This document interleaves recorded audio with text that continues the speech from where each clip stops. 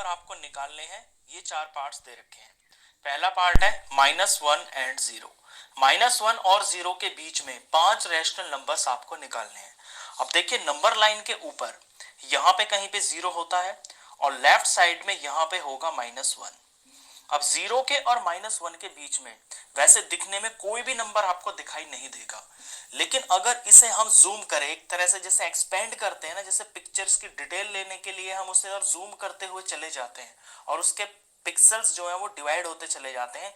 इसी तरह से जब हम नंबर लाइन को ऐसे एक्सपेंड करेंगे तो इसके बीच के जो नंबर्स है ना वो भी निकल आते हैं, और उनको निकालने का जो तरीका होता है उसी से हम किसी भी दो रैशनल नंबर के बीच में कितने भी नंबर्स निकाल सकते हैं।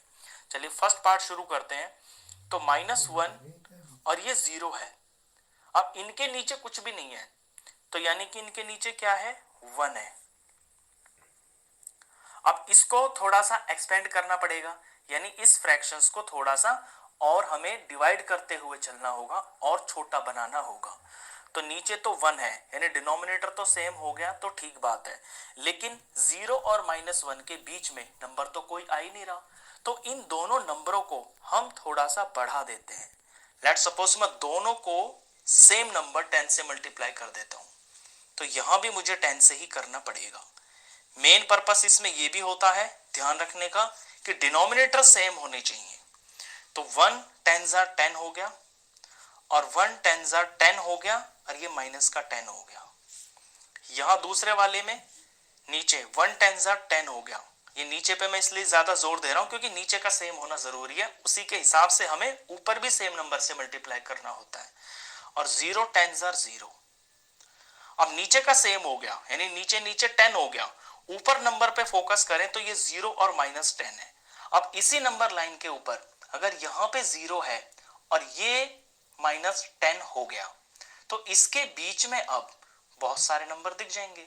0 के और -10 के बीच में तो ये सारे नंबर आते हैं, -9 -8 -7 से लेके और -1 तक के ये नंबर इन दो नंबरों के बीच में आते हैं। बस इनमें से ही कोई से 5 नंबर हम यहां पे अपने आंसर में लिख देंगे। तो अपने आंसर में लिख देते हैं हम -9, और इसके नीचे ये 10 भी लगाना है क्योंकि इनका हमने फ्रैक्शन किया है ना, इसको छोटा किया है।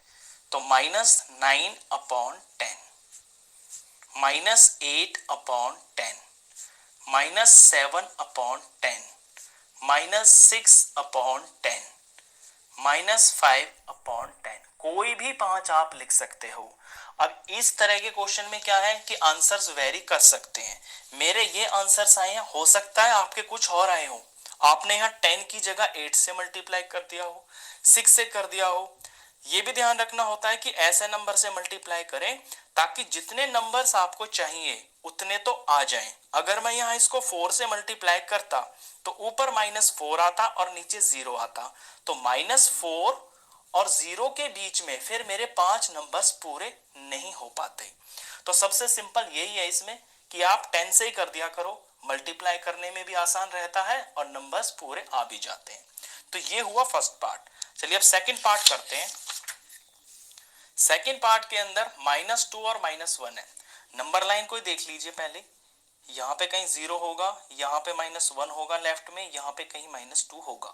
-1 और -2 इनके बीच में फिलहाल कोई भी नंबर दिखाई नहीं दे रहा है, लेकिन अगर हम इसे एक्सपेंड करेंगे, इसे खींचेंगे, तो ये जूम होते होते इसके जो छोटे छोटे पार्ट्स है ना अंदर के, वो हमें दिखाई देने लगेंगे।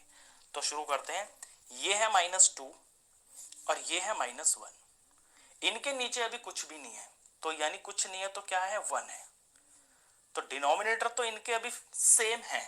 अब हमें इसको बढ़ाना है थोड़ा सा, तो 10 से ही मल्टीप्लाई कर देता हूं मैं। मेरे लिए यही सबसे आसान होता है कि मैं 10 से ही कर देता हूं हर बार।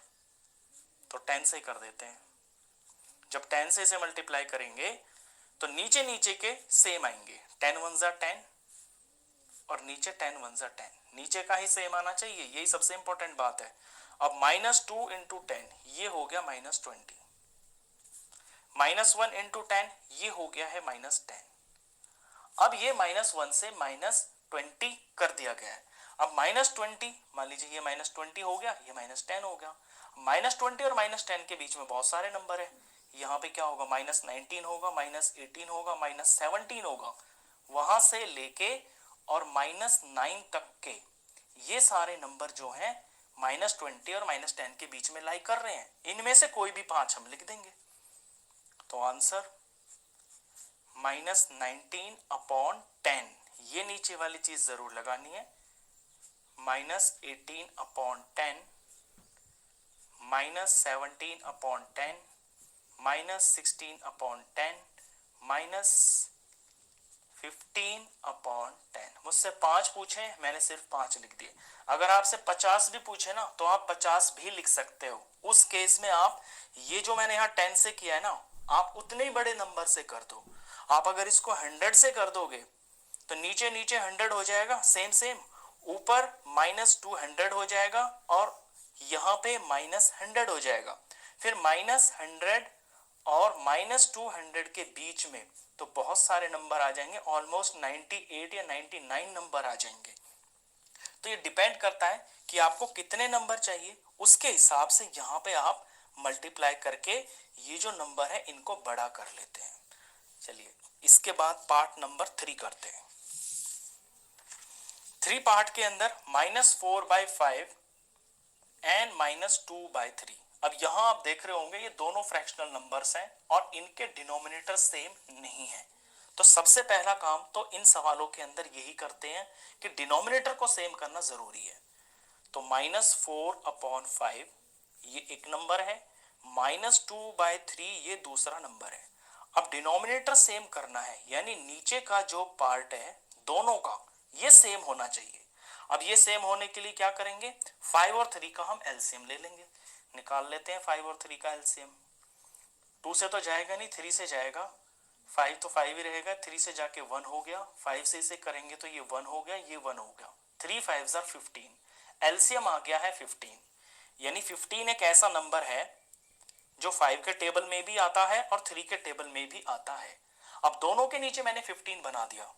यहाँ 5 को मल्टीप्लाई मुझे 3 से करना पड़ेगा तो 15 आएगा। अब यहाँ 3 से किया है तो इक्वलेंट बनाने के लिए ऊपर भी 3 से ही करना पड़ेगा।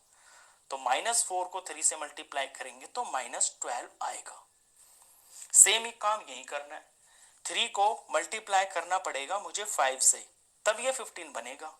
यहाँ 5 से किया है तो यहाँ भी 5 से ही करना पड़ेगा। तो -2 को 5 से मल्टीप्लाई किया तो -10 बन गया। अब जरा नंबर लाइन पे यहां ध्यान दीजिए, यहां कहीं 0 होगा, इधर -10 होगा और यहां कहीं -12 होगा। -10 और -12 के बीच में सिर्फ एक नंबर दिखाई दे रहा है, माइनस का 11। अब आपको तो एक नहीं चाहिए, आपको तो चाहिए 5।